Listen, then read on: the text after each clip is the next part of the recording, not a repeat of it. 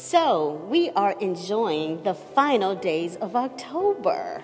October is my absolute favorite month of the year.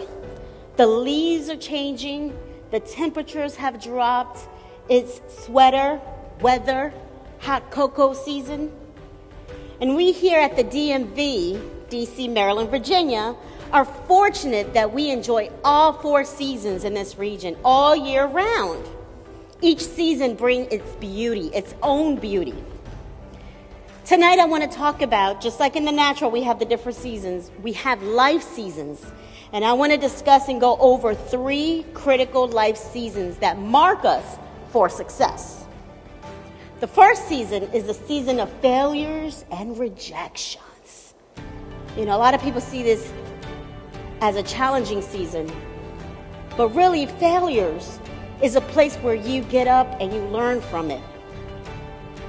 So, years ago, I was on a tiny island.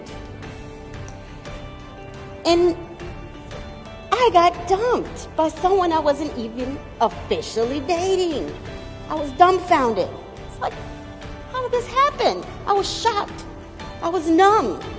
A week later, I flew to Washington, D.C. to take a very important exam that I had my heart set on. I absolutely failed miserably. Days after that, I took another exam that should have been easy peasy, and I flunked. So these series of events took me somewhere I had never been in my life. Depression. I went into depression for several months. It wasn't weeks. It was about 4 or 5 months. Life for Rent by Dido was my favorite album. It was on repeat. Those who know me well know I'm naturally an extroverted person, but these series of events took me into my place. After work, I just wanted to go home, sleep away everything, and not deal with people. Out of the blue, 2 friends called me, friends that normally never contacted me when I travel. So I was shocked, and they said, "Rosa, what's going on? You've been in my spirit. Isn't that beautiful when God sends you people in your time of need?" I was in a rut. I was in the pit. I didn't want to share with them what was going on, so I kept it to myself. Looking back now, about a decade or so later, I thank God that relationship never started, because, you know, being on an island is one thing, coming back to the States is another, right? And looking back, that major exam that could have given me another career path, I am so glad I didn't pass. I would not be happy. I would not do what I'm doing now. So those failures, I look at them as life detours. And a lot of times you may think this season is devastating, but it too shall pass. Which leads me to the second season. And that is the season of silence, where nothing is going on, where you see in the physical nothing. What is going on? I don't know what's happening. On the contrary, my friends, there's a lot happening. Look at it as the cocoon stage. You know, the caterpillar going into its cocoon before it goes into the butterfly and flies off. Same thing. You don't need the noise. You need a season to yourself. We are not the same beings. I'm 43 years old now. I am not the same person I was at 33 or even 23. Thank God for maturity and growth. So, this season of silence, you're starting to realize what you like, what you don't like. You're starting to realize what you're becoming and what you have become. And you start to gain new passion for life, which leads me to my third season, and that's the season of reinventing yourself. So, for those of you who grew up in the 80s, do you remember this commercial?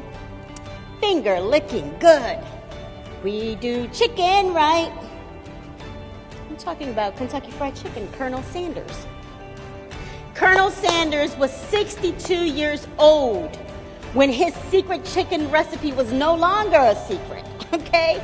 He franchised it at 62. 10 years later, he sold the corporation, his company, for $2 million, which at that time was a lot of money. He passed away in his 90s.